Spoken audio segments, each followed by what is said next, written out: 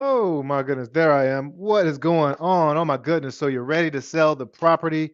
You're ready for things to move forward. You're done with being a tenant, toilets, termites, tenants. You're done with being a landlord, I should say. But you have a tenant that's in the property. Maybe it's a family friend, maybe it's a family member, or maybe it's just a tenant that you just weren't able to, uh, maybe you have a lease still in place. So how do you still sell the property in North Carolina if you still have a tenant in place? That's what we're going to talk about today. I'm going to give you some things to consider. And yeah, I'm Courtney Rollins with Life in Transitions Experts podcast, helping folks through some of their biggest transitions in life. Quite often, we're talking about probate and estate planning and helping folks generate income and wealth through those real estate in those spaces, as well as making those processes as smooth and easy as possible. And so often, there is property involved. And so often the property does need to be, or the stakeholders decide to sell, whether they want to release, get funds to pay off debt or to distribute to heirs, or there's many other reasons. We're here to try to provide as many solutions as possible, really catered to that person or to your situation. If you are a practitioner and you're looking for ideas, you're at the right place. And I must say, also, it would love for your support. So any type of feedback is also always welcome.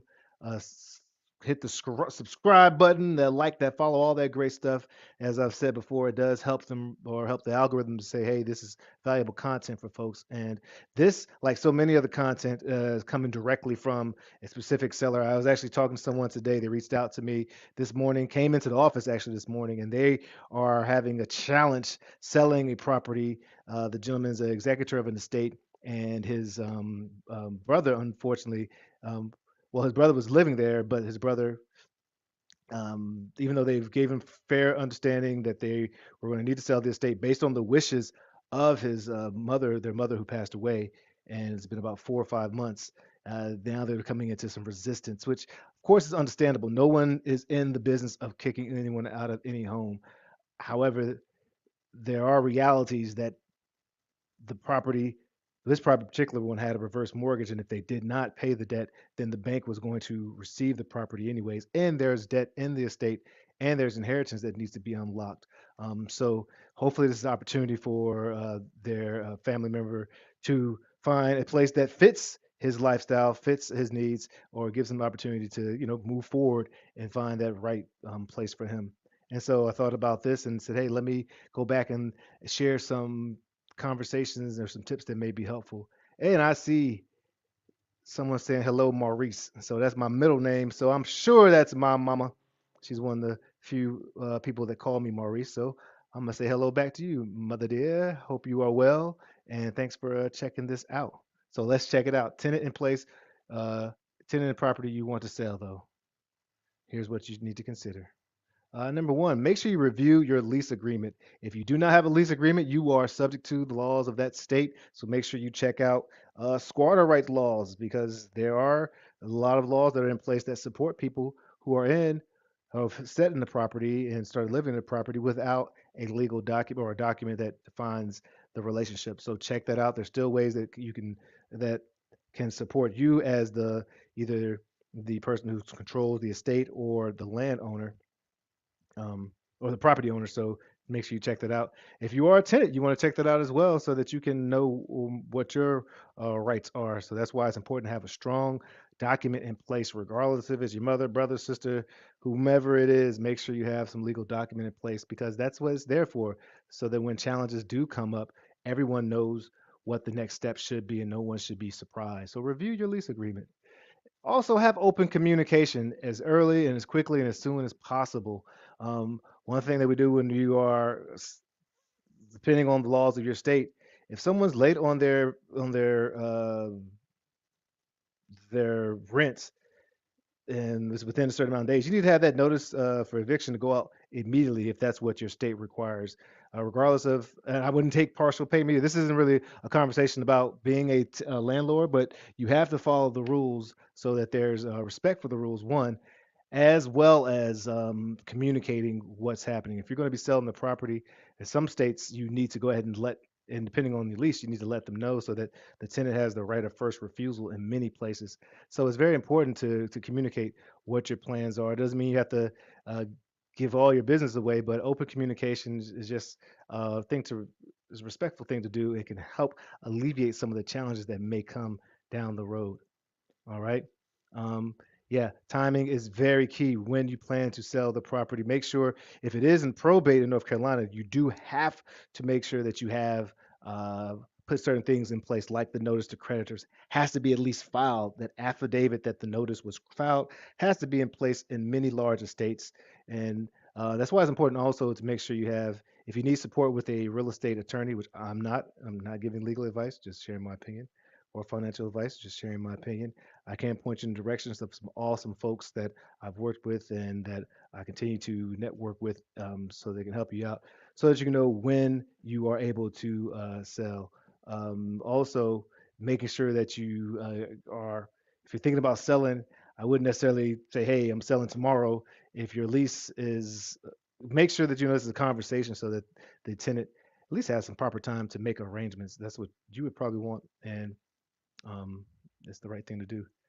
There are some incentives that you can provide for cooperation.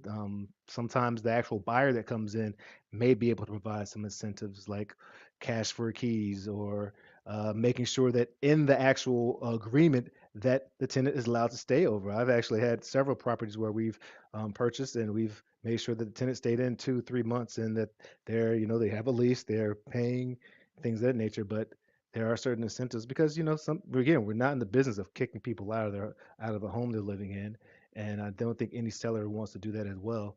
And so yeah, it's very important. It's also important with that open communication, number five, to make sure that you have the opportunity to give your buyers the chance to show and inspect. If you are listing this in a more traditional route, you'll definitely need that communication. If you decide to go with an investor like sort of like us as professional home buyers, quite often they'll be able to minimize the amount of time they need to get in there, uh, and but still somehow they need to be able to get in to see what they're actually purchasing. And if you don't provide that, then expect to really to provide a super discount to trade in a lot of equity for someone to buy a property, not only as is, which is normally the case for cash buyers, um, but also sight unseen. So those are just things to consider. And make sure that it is well maintained. Again, that's sometimes you may be able to trade equity again for a property that is damaged or not as well maintained. Renters, there's all different type of people in the world, but someone who owns a property usually shows a little more pride of ownership than renters traditionally. So you'll definitely want to make sure you get in there so you can attract as many buyers as possible, clean it out. And if you aren't in that space to do that, or it's not as convenient, then cash buyer um, may be the route for you, as opposed to listing it as is or listing it on in the traditional sense. And you may consider again selling to an investor or a cash buyer like myself or like folks at the State Pro Service, because we are professionals at buying the property, and we are able to take on the risk. We know that there are certain risks that come with getting property because we're in the business. We make our money on the buy. We have to get the property at a discount. There shouldn't be anything hidden agendas about that. But in order to do that, you have to earn that by usually solving problems. And sometimes having a tenant in place can be a challenge or a problem, particularly if there's wear and tear, particularly if you can't get into access, particularly if they are deciding not to leave and you're stuck in the middle of an eviction process or unable to even get that going. All right. If you need support with that or just a holistic approach to probate or to properties, feel free to reach out to the State Pro Service, stateproservice.com, 919-341-1992. Like the hub in the wheel of all the different services that are needed to get you from A to Z when it comes to probate, estate, dealing with the property and the stuff. All right. So, Courtney Rollins with the Life and Transitions Experts podcast. That's LITE. Let your light shine. Cheers. Bye, mama.